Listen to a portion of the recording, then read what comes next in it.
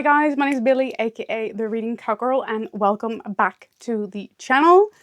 I don't really buy books anymore.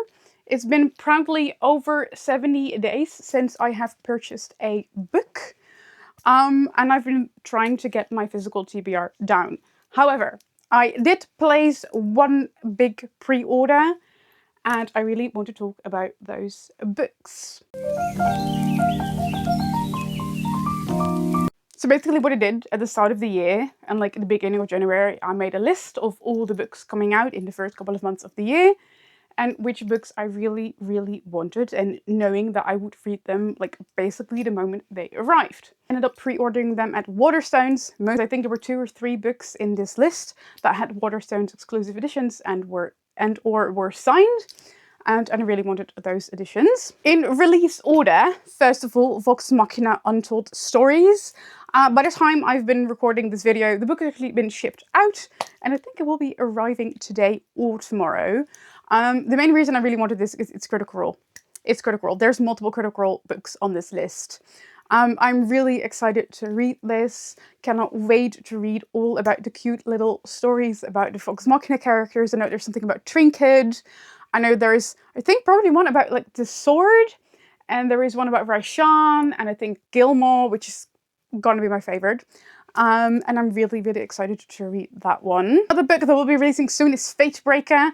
I mostly ordered this for my fiance, who has read the first 2 books in this trilogy, and she really wants to read the 3rd one too. I have not read the rest, but I really want to dive into this series later this year. And another Critical Role book coming out on April 10th, Der Katzenprinz, which is a collection of like fairy tales from the Critical Role universe. I loved Der Katzenprinz, so I'm very excited to read this. And staying in D&D themed, I pre-ordered Rule for Love, which I basically ordered because it's D&D. I think it's sapphic. I'm pretty sure it's sapphic. I really hope it has the same vibes as the No Girlfriend Rule, in which there's like a romance in campaign because they're playing Dungeons and Dragons, and then the like romance in campaign turns out to be a real romance. Because that was one of my favorite books of last year. I'm gonna be really sad if it goes the same direction as Dungeons and Dramas, because that was a D&D book, which was not about D&D. There was 0 dice roll. There was like no dice rolls, and there was 1 spell mentioned, which was Fireball.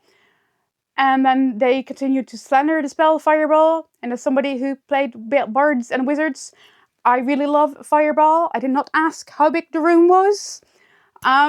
So yeah, I really hope it's like a D&D book about actual D&D. Is Dream on Ramona Riley by Ashley Herring Blake. Ashley Herring Blake is my favorite romance author. I cannot wait for this one. I love all of her books. I do have to say that Make the Season Bright was a bit of a letdown, but I'm very excited to read this one. I think it's like small town romance, and it's about like a movie star, and I really love those kinds of books.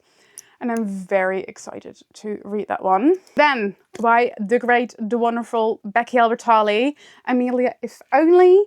I really loved Imogen, obviously. And I know this is like the same universe, so I'm very excited about this. I think it's like about famous people. It's, once again, sapphic, as most books on this list. And I just really love Becky Albertalli's books. I was one of those people who was in theaters when Love, Simon came out, shortly after I came out, so I have a very soft spot for Becky Albertalli's books. Then, on July 1st, it is time for my most anticipated release of the year, maybe my life, Tusk Love. This is a smutty book, and it better be fucking smutty. It better be the smuttiest book I have ever read. This is basically, once again, a Critical Role book. In the 2nd campaign, they have this ongoing joke about a romance novel called Tusk Love, about Genevieve and Oscar, and it's like forced proximity, and they cannot be together. It's a forbidden romance, and in campaign it's a really smutty book. And then they decided to make the fake book, the fantasy pretend book, an actual book. I cannot wait. I kind of want this book to be really bad in a good way. Like the way I really enjoy the Foxhole Court books, because they're bad. That's what I want from this book.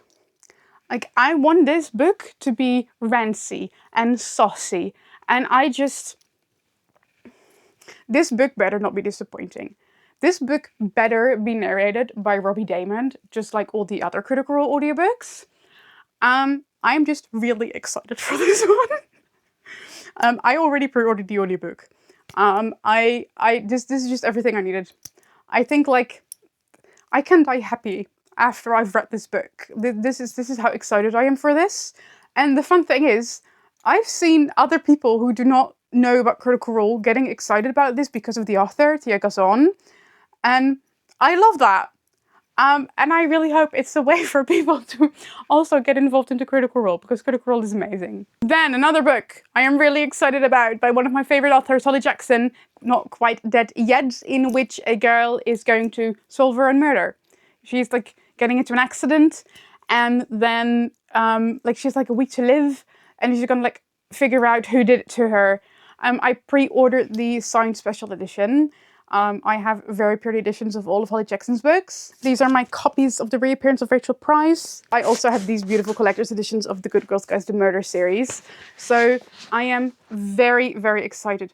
I just got the email Fatebreaker has been shipped. That's wonderful. It's exciting. Cool. Anyhow, I also pre-ordered Medievally Blonde, just because I really liked the title, and it sounded like Legally Blonde. It just sounded really fun. I think it's about like a knight, and it's like Legally Blonde vibes, and it's like buy for buy. I'm just really stoked for that one, and I think the author is really cool. Another book I'm really, really stoked about is Nobody in Particular. I believe this is a like royalty romance set at a boarding school. I really love Sophie Gonzalez's work, and this one better not disappoint. Last time I read a Sapphic royal romance, it was Her Royal Highness, and it sucked. So this one better be really, really good. But I think I've always rated Sophie Gonzalez's work 5 stars. She's like one of my out of 5 stars authors. Same thing with Holly Jackson. I'm very excited for this one. And I think it was like also the one that inspired the pre-order list because I really wanted to pre-order it. I just really love all of her work, and I didn't want to miss out on this one. Mainly because Sophie Gonzalez's work is really hard to find in the Netherlands. We're reading The Perfect Guy Doesn't Exist for our book club. We like went to like 2 or 3 bookstores, and we could only like find one of her books there, which happened to be that one. But like her work is not that popular in the Netherlands. So I decided to pre-order it to make sure that I could actually get it and read it the moment it comes out. Finally, on my pre-order list, Catabasis by R.F. Kuang. I just really loved Yellowface. Have I read Babel? No. Will I read the extensive list people have made of books you should read before you read Catabasis? I also have not read any of those. I will just dive in and hope that the 6 years of history I studied will be enough. I'm just really, really excited about it. I think it's going to be really cool. It's about 2 people saving their former mentor from hell. Dope. Really cool. I ordered the signed edition. Also because I really wanted it to match my beautiful edition of Yellowface. Is right here. On top of my really pretty edition of 5/5. Those are the books I have pre-ordered. There might be another pre-order coming later this year, because I kind of really want a matching copy for the books by Taurus Baldry. And I really want a 3rd book to match. So I'm gonna try my absolute best. Although I think only this one is a Waterstone exclusive edition, and this one I just bought in store. So I kind of want one to match. Besides that, that's basically all the books I have bought, and hopefully also will buy this year, because I've been going very, very strong on my book buying ban, and I'm really, really proud of myself, because I mean, I used to buy a lot of books, like easily 10 books a month, and now it's been almost 80 days since I've spent any money on books, and I'm really, really proud of myself. Anyway, that's all my pre-orders I have placed for 2025 so far. I do think I will like pre-order a bit more around the summer, because I like to pre-order twice a year. Been doing that for quite some time, and I really, really like it. Also because it stops me from just buying books randomly. So yeah, that's been the video. And I'll really like to know what books you have already pre-ordered for this year, or what books you're planning to pre-order. And I'll see you next week with a new video.